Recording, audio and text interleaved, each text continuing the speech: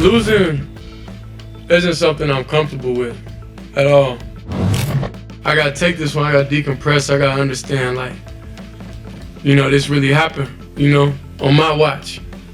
So, I don't like the feeling, and I know offensively, if I'm able to get out there and have an opportunity, I know that I'll be able to take everything to a different level.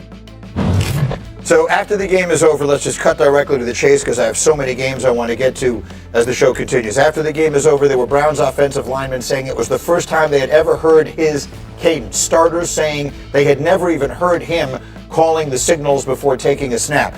Dan, what does that suggest? What does it mean? And what are we seeing in this situation with Shedeur? Yeah, a backup not getting reps is not abnormal in the NFL. Now, is it a little bit in Cleveland, because the rookie, the person who's starting Dillon Gabriel right now, has not played particularly well, and Shedeur's never really had the opportunity to get reps?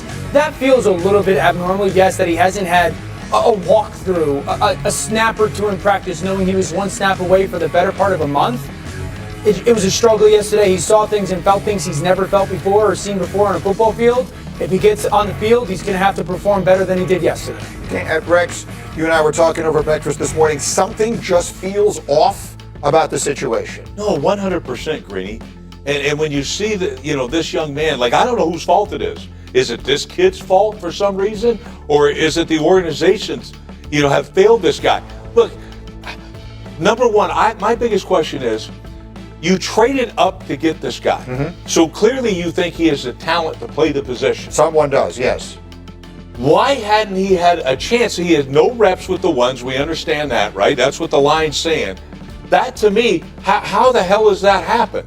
All right? And then the other thing is, Shedeur, he's got to get over himself, too. Like he's there by himself on the bench. The end of the game. I've seen it in the 7th game of a World Series when you lose a game or whatever. This is a pillow fight game. Nobody cares. He cares. Sit back. He cared. Yeah. Did he care? Or are you trying to make it a show, make it about yourself? You got a guy over there that, by the way, is a 2-time MVP. Right there, Lamar Jackson. He was looking for you. He was looking for you right there. Why don't you share a moment with him? All right, share a moment with Lamar. He's looking all over for you. They get in there with your teammates. These are your teammates. All right? These are your teammates. And talk about, I'm not comfortable losing. You think anybody in that locker room is? They better not be. Okay? But I want to see, is it Shedeur or is it the coach? Who the hell's at fault here? Because there's a disconnect. To me, there's 100% a disconnect. Now look, I want to see the kid play. Okay? Because I think he has talent. I love his toughness. That's what I like most about him in college. But there's something, the press conference I don't like, but okay, we'll get over it. You know what? I saw him come on the field. Every fan in that stadium was energized. Yeah. The one who wasn't were all his teammates and coaches. Like, why? Like, you ought to sit back and say, holy cow, we traded up for this guy. Now we get to see him play. You ought to be excited. He's a 5th-round draft pick. Who cares? He's a 5th You round. traded up for him. Okay. They made a point of getting him, I think, is what Rex is trying to say, I think, if I may try to is someone decided we want to bring him here at a point in the draft where we knew it was going to be a significant decision, and then he has gotten literally no chance, it seems, to get any work whatsoever, and so it shouldn't surprise anyone, perhaps, that when he actually goes out on the field in the game, it looks completely catastrophic. Of course, and if we go back to the summer, they have these 2 rookie quarterbacks, and the reps and the snaps go to Joe Flacco.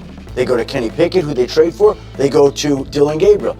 None of the first team reps went to. Nor should they, I think. So yes, that's fine. Yeah. But now you find yourself in a situation yesterday where he has to step in, and this is the first time the offensive line has ever heard his cadence in a game. So it's a strange situation for the way it's been handled. He's never been out there. He's put into a tough spot. And now it looks like Shedeur Sanders may be starting on Sunday against the Las Vegas Raiders. It almost feels like this young man is sitting back going, God, like, nobody's with me. Like, am I out here by myself? That's what it almost feels like. And whose fault is that? Well, to me, it sounds like the organization's fault. Could it be his fault too? Has he contributed in that? I don't know. But it sure seems like he certainly feels like he's out here by himself. Again, Dillon Gabriel is in concussion protocol. They do have Bailey Zappi still on the roster, right? So the question is, if Shedeur Sanders gets a full week of work now, we would assume that the expectation is he'll be the starter next week against a subpar Raiders team that, by the way, will be playing on a short week because they play Dallas tonight. Would you expect it to look vastly different and ideally better for Shedeur when he has that week to get ready for next Sunday? I would expect it to be better because he's getting reps in practice. Do people understand how hard it is to come off the bench, not getting any reps in practice, and you're a rookie?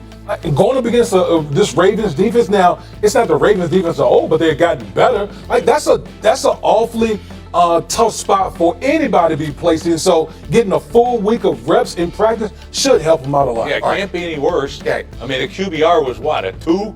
Like, you know what I mean? So it wasn't like he was Otto Graham out there. It's actually quite literal. Any other name but Otto Graham. Well, that's the second time Otto Graham has been in the show today. By the way, and he wanted to depend on himself and his performance, but we're not going to allow him to do that. It's a team game, so we're all in this together. He addressed the entire team in the locker room after the game. Hey, you know what too, Unc? As a receiver, and Unc, you can attest to this, and with great understanding, and those of you in the chat that are listening, I don't think they understand how important it is to have a cadence with your receivers, to understand and to work with them, throughout the week, so to understand their movements, their tendencies, and when they're gonna break, when they're gonna get out, and being able to throw the ball. I think people think you get out there, and you just throw the ball to your receivers, and it's just that easy.